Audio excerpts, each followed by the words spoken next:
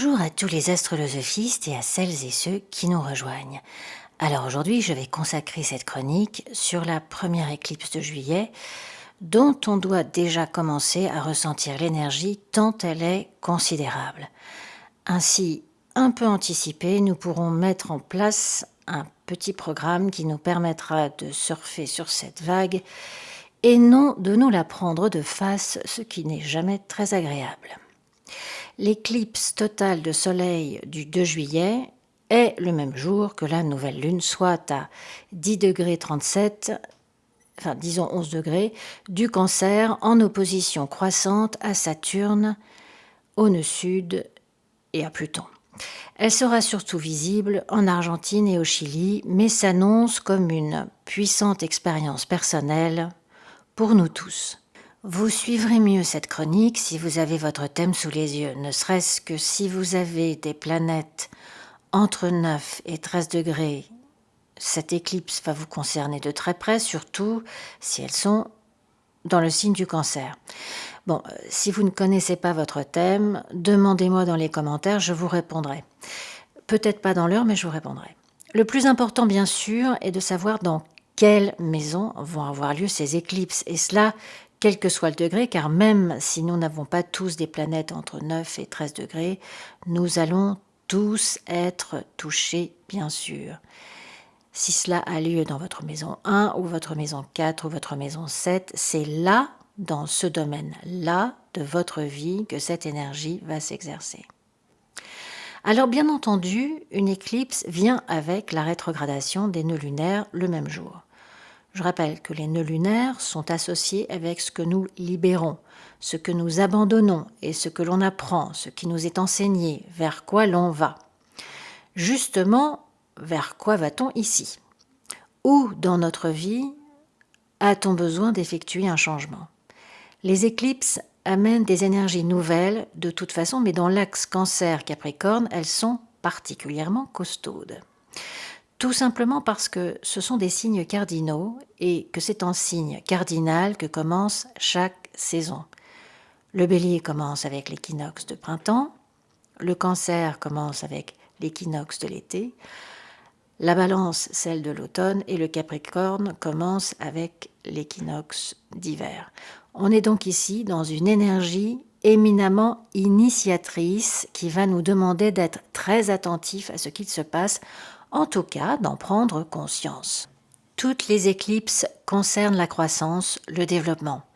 Elles nous emmènent à l'aventure de qui nous sommes, elles nous révèlent qui nous sommes et de quoi nous sommes faites. Dans le domaine du Cancer, bien sûr, c'est tout à fait ça, un retour au vaisseau mère en quelque sorte. E.T. phone home, on rentre à la maison. Le Capricorne, c'est là où on travaille. Le Cancer, c'est la maison, là où on rentre après le travail. Le nœud nord en Cancer nous y emmène de toute façon. Il nous reconnecte avec ces endroits de notre cœur où nous sommes en paix avec nos émotions. N'oubliez pas de reconnecter avec votre lune natale également. Repérez où elle se trouve dans votre thème et par rapport à l'éclipse, car la fréquence lunaire est d'une formidable intensité en ce moment. L'année dernière, sauf une éclipse à 20 degrés du Cancer, toutes les éclipses ont eu lieu sur l'axe Lion-Verseau. Fixe, de nature immuable, et ces éclipses ont amené donc une énergie massive dans un domaine de notre vie où justement des changements étaient non seulement attendus mais nécessaires. Il a été question de rompre avec d'anciens schémas ou d'avec une relation ou changer d'occupation professionnelle. Et sans doute que cela a été douloureux pour pas mal de taureaux, lions, verseaux et scorpions qui ne sont pas vraiment à l'aise dans les transitions. Cette année, c'est différent. C'est une énergie qui amène un commencement, qui initie un nouveau chapitre de notre vie qu'on va avoir besoin d'intégrer. On va faire connaissance avec une partie de soi-même que l'on ignorait, que l'on ne se doutait pas de posséder.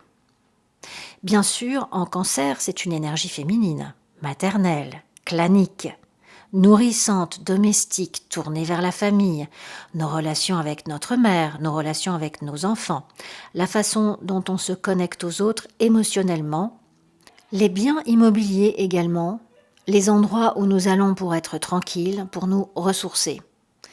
C'est aussi ce que l'on veut changer dans notre maison, ou alors changer carrément de maison. Cela évoque aussi l'utérus et donc les grossesses, ou alors les projets auxquels nous allons donner vie. Et il faut être prête à s'apporter la nourriture à soi-même, une nourriture qui nous fait du bien. On passe du cancer qui apporte son aide, son soutien, qui se plie aux besoins de l'autre, de sa famille, au cancer qui va devoir être à l'écoute de ses propres besoins, les honorer et redéfinir ce que cette famille est pour lui, pour elle. Attention si vous faites résistance à cette vibration. Si vous êtes sourde à votre propre voix, c'est là que ça appuiera. Vous voyez bien en face la triple conjonction Saturne-Pluton nœud sud qui va nous le demander, voire qui va l'exiger.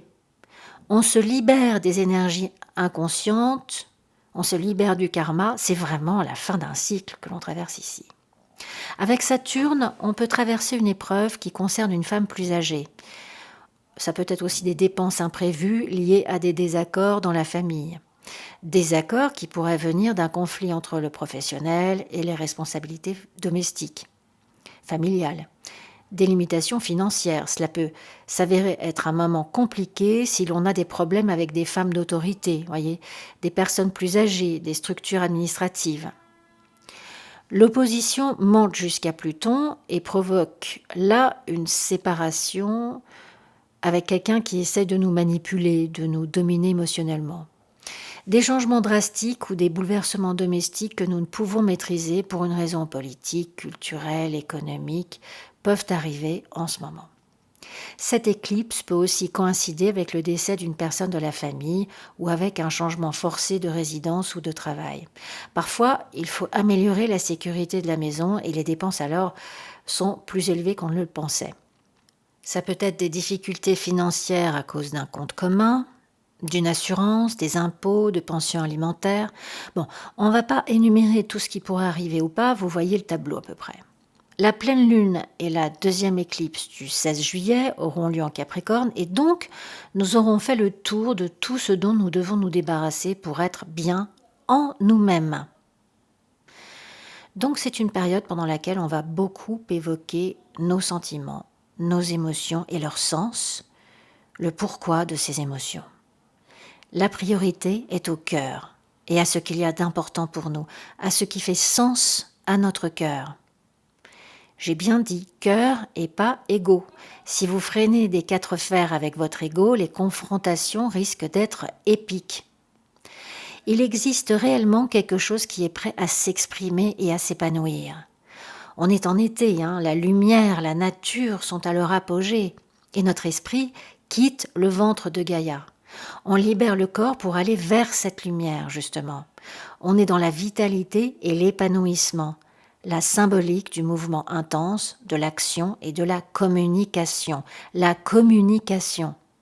Qu'est-ce que l'été et la communication? De quelle façon? Je me souviens d'avoir lu que des archéologues avaient pu définir que les artistes de la grotte de Lascaux avaient créé leurs œuvres pendant l'été. Pendant le solstice d'été, puisque pendant presque 1 heure, ces jours-là, la rotonde de la grotte est entièrement éclairée. On peut donc y peindre, y laisser des messages pour les voyageurs qui passeront ou encore les générations qui suivent.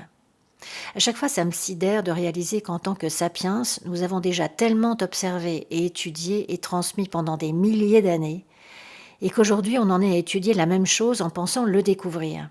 Comment peut-on dessiner la carte du futur si on ne sait pas d'où on vient? Ça me fait penser à la chaîne YouTube d'une jeune femme aussi inspirante qu'étonnante que m'a fait découvrir ma fille il y a quelques semaines. Et j'en parlerai à la fin de la chronique parce que ça peut apporter une piste, ça. Donc, l'énergie de cette éclipse nous amène là où nous profitons de la vie, profondément. Le cancer, c'est un protecteur. Il fait bouclier devant ce qui est trop vulnérable chez nous. Par réaction, il a donc des mécanismes de défense quand il sent que ce qu'il aime pourrait être menacé. Mais là, avec Mercure et Mars en Lion, qui sont tout à fait confortables dans ce signe, on va pouvoir soudainement parler de cette vulnérabilité. une parole sans doute libérée par Uranus d'ailleurs.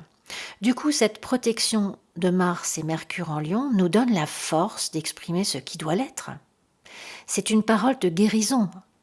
On voit bien là avec Chiron et Neptune, et même Vénus, qui font des aspects harmonieux à Mercure-Mars et à la nouvelle lune et à l'éclipse solaire. On va avoir le courage et la force de parler de son cœur.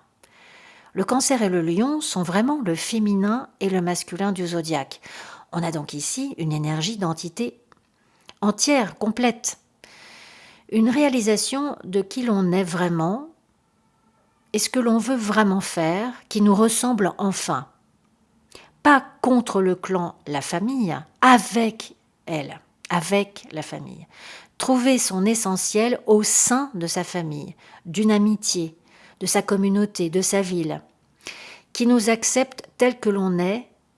C'est assez exceptionnel pour le souligner, cette expérience-là. Donc vraiment, vraiment, surfer sur cette vague. Et puis pour celles qui n'ont pas de clan ou de famille, cette énergie de nouvelle lune et d'éclipse solaire va nous aider à en créer une, dans laquelle nous pourrons grandir et nous épanouir tel que l'on est émotionnellement, ce que l'on veut donner et recevoir émotionnellement. Enfant, on a appris l'amour conditionnel de personnes dont les sentiments pour nous étaient compromis par leur propre culpabilité et leur peur. Ces personnes ont été nos modèles et c'est ainsi que depuis l'enfance, on est conditionné en quelque sorte à se valoriser uniquement lorsque les autres réagissent positivement vis-à-vis de nous. On a appris que l'estime de soi est établie à l'extérieur, en dehors. Vous voyez bien là le non-sens absolu du moule. Il s'agit d'en être consciente déjà. L'expérience de nos parents n'a pas été différente et celle de nos enfants ne le sera sans doute pas non plus. Enfin, tant qu'on est sur le manège de la culpabilité, on ne risque pas de faire évoluer notre monde. Il faut donc en descendre. Et c'est là que ces influences peuvent changer la donne, en étant consciente, attentive à ce qui se passe et en disant calmement, mais sûrement son fait. Dans le processus de la guérison, on apprend à se donner l'amour inconditionnel que l'on n'a pas reçu de ses parents biologiques et dans ce processus, on naît à nouveau. On renaît en 2 mots, ce que nous permet Pluton. On reçoit une nouvelle filiation, non pas à travers d'autres figures d'autorité, mais au contact de la source d'amour de notre propre cœur. Toutes ces épreuves sont destinées à nous montrer que si nous faisons la paix en notre cœur et si nous prenons soin de notre cœur, le reste suivra sans nous mettre à terre. C'est vraiment un été exceptionnel pour nous tous. Il n'y a pas de signe plus touché qu'un autre, nous sommes tous concernés. Bon, comme je vous l'ai dit, au début, il faut juste voir dans quelle maison est l'axe Cancer-Capricorne dans votre thème. Alors avant de vous quitter, je voudrais vous inviter à aller voir la chaîne de cette jeune femme chinoise qui s'appelle Lizzy Qi. Elle est du signe du Cancer et elle a 28 ans. Elle vit donc son premier retour de Saturne et c'est tout à fait significatif de voir que le laborieux travail qu'elle a fourni depuis des années est en train de rencontrer un succès mondial aussi mérité qu'inspirant. Alors, j'en sais pas grand-chose, mais de ce que je sais, Lizzy Qi a perdu ses parents très jeunes et a été élevée par ses grands-parents. Aujourd'hui, c'est elle qui s'occupe de sa grand-mère. Elle vit à la campagne, dans la province de Sichuan. Ceux qui aiment le thé connaissent cette province. Lizzy Qi a eu la très brillante idée d'utiliser la technologie d'aujourd'hui, l'informatique, la vidéo, les réseaux sociaux, pour nous montrer comment on peut tout fabriquer, ou presque, avec les trésors que nous offre la nature. C'est très jupitérien ça, l'abondance est partout dans la nature et vous vous rappelez que Jupiter est parfaitement à l'aise en Cancer. Donc vidéo après vidéo, elle transmet un savoir ancestral, respectueux et plein de bon sens sur comment fabriquer du papier, des pinceaux, un four, du maquillage, des vêtements, des chaussures, des meubles. Bon, je m'arrête là car je crois bien qu'elle sait tout faire. Bien sûr, elle produit ses propres fruits et légumes, elle élève des animaux et beaucoup de vidéos traitent de recettes qui font incroyablement saliver. Ce sont des vidéos courtes, sans dialogue, où l'invitation au voyage est d'une générosité très émouvante.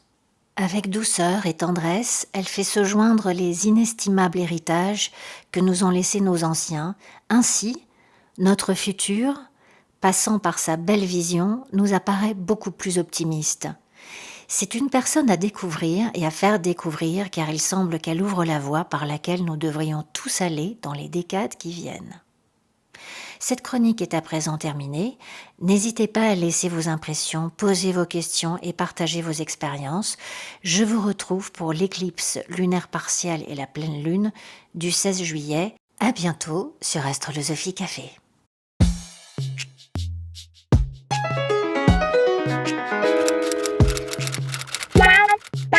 Bye.